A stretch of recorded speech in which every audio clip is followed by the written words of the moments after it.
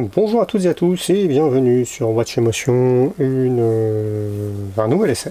Alors ici une boîte de chez mes amis de chez nos rêves, mais je le dis régulièrement quand je vais chercher une montre en prêt dans une marque ou dans une agence de com, pour pas m'encombrer avec les boîtes qui sont parfois volumineuses, je transporte avec ma petite boîte personnelle pour cette montre de Maison du Temps. Alors Maison du Temps, c'est pas la marque la plus réputée du monde. C'est une marque qui a été créée en 2021, qui reprend souvent des designs déjà plus ou moins existants en les adaptant. C'est vraiment le créneau de la marque parce que on se base sur des petits prix, des tout petits prix. D'ailleurs, celle-ci que je vous présente là à l'instant, nous sommes sur un budget de 155 €, je vais y revenir. Et c'est vraiment le credo de la marque, revisiter des designs déjà un petit peu connus, les mettre à sa sauce, proposer de jolies finitions et surtout des prix archi attractifs. Et en termes de finition, celle-ci est vraiment celle qui m'a tapé dans l'œil. On a présenté quelques-unes chez Maison du Temps, mais celle-ci, j'aime beaucoup son design, j'aime beaucoup son travail sur les différentes matières. J'aime beaucoup son cadran, j'aime beaucoup sa couronne, pardon. Ici que l'on voit, couronne carrée, je ferai un gros plan, je vous montrerai ça mieux. Mais tout ça, une jolie dress watch pour 155 €. Le rapport qualité-prix, les amis, est tout simplement imbattable. C'est très honnêtement, quand on voit la montre la première fois, bon, alors ok, c'est un quartz, mais on n'imagine pas que ça vaut 155 €. On voit ça plutôt à 200, allez, on va dire 250. Ce serait pas du vol. Ici, on est sur une stratégie archi agressive. Alors évidemment, c'est pas du Swiss made à ce prix-là. Soyons réalistes. On a des montres qui sont dessinées en France, mais qui sont fabriquées, qui sont industrialisées en Chine, bien entendu. Cela dit, on retrouve un mouvement ici à quartz Miyota, donc un mouvement de qualité, qui nous permet de ne pas craindre pour la fiabilité dans le temps de cette montre, sachant que certains mouvements chinois d'entrée de gamme, c'est quand même pas vraiment ça en termes de fiabilité. Pas toujours ça, certains sont très bons, mais ici avec un Miyota, il n'y a pas de souci de questions à se poser, pardon. Donc oui, je le disais, les finitions, donc on a ce très très joli cadran avec les vagues. Il y a 3 coloris. Alors je prends ma petite anti-sèche, on a du vert, c'est celle que vous avez sous les yeux, du beige et du violet.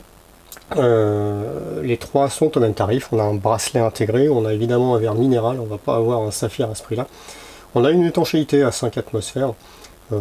On évitera de lui faire prendre trop l'eau pour se laver les mains, ça devrait bien se passer, mais il ne faudra pas aller plus que ça.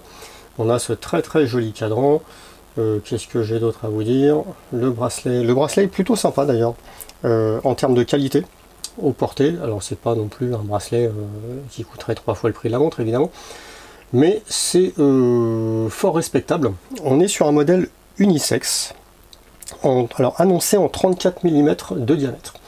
Moi j'ai sorti mon petit pied à coulisses et on va pas se mentir, ça fait pas 34 mm pardon, de diamètre, ça fait un peu moins. Même avec la couronne, on est à 33, j'ai mesuré combien, 33,6. On est à 31,2 sans la couronne. On a un corne à corne de 40 mm et une épaisseur de 8,1 mm. Cela dit, même si on n'est pas au 34 mm, et ben vous allez le voir dans un instant quand je vais la passer au poignet. La présence, moi quand on me l'a présenté pour 34 mm, je l'ai passé au poignet et ça m'a absolument pas choqué.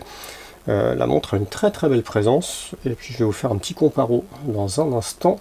Donc un petit comparo avec, avec un modèle vintage, homme, purement homme, et vous allez voir c'est exactement le même gabarit.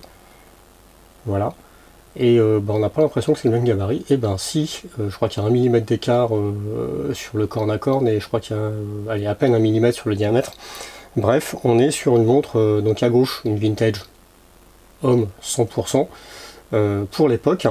Ici, à droite, ma petite Maison du Temps, unisexe. Et en termes de gabarit, voilà, il n'y a pas à avoir honte, on est dans des gabarits parfaitement unisexe, et même pour un homme, alors bon, faut peut-être pas avoir un poignet de bûcheron, je vais vous montrer ça dans un instant, mais un poignet comme le mien, 16,8 cm, voire même jusqu'à 17,5, 18, ça pose pas de soucis particuliers. Même le fond a été gentiment décoré, c'est pas fou, mais pour le prix, une fois de plus, hein, 155 €, c'est pas mal du tout, c'est assez bluffant même pour tout dire. Le travail sur les finitions, je vous ferai quelques gros plans. Alors c'est pas du Rolex, on est d'accord, mais très honnêtement, on a du poli, on a du brossé, on a cette lunette là comme ça, brossée avec juste le tour ici en poli. Ça lui donne beaucoup de caractère. C'est une dress watch pour aller bosser tous les jours. Et bah écoutez, ça fait très largement le job. Alors le nom du modèle, c'est MT Phi, donc MT pour Maison du Temps Phi. Ici, et puis alors oui, c'est une quartz, oui, c'est tout ce qu'on veut. C'est vrai que compte tenu des rapports qualité-prix chez Maison du Temps, je regardais quelques automatiques à 250-300 €. Celle-ci, en automatique à 300 €, je pense que ce serait vraiment parfait, ce serait un vrai objet horloger. Déjà là, tel quel, c'est vraiment la reine du rapport qualité-prix. Pour aller bosser au quotidien, pas se poser la question sur la remettre à l'heure ou quoi que ce soit, c'est un excellent choix. Allez, je la passe au poignet. Alors, je le rappelle, poignet de 16,8 cm pour ce qui me concerne. Mais oui, c'est loin de faire petit. Vous avez des lips, par exemple, des T18, qui sont dans des gabarits relativement approchants. Bref, c'est plutôt un excellent choix. Moi, je m'étais pas trop intéressé à cette petite marque française relativement récente jusqu'à présent. Tous les modèles sont pas forcément comment je vais dire ça, ils n'ont pas forcément le même charme. Certains sont un petit peu plus connotés, mais il y en a des très sympas. Il y a des squelettes à 300 €. Celle-ci à 155, c'est même pour un collectionneur de montres qui n'aurait pas de dress watch et qui en voudrait une pour une fois de temps en temps, avoir ce type de design, et ce serait pas du tout ridicule.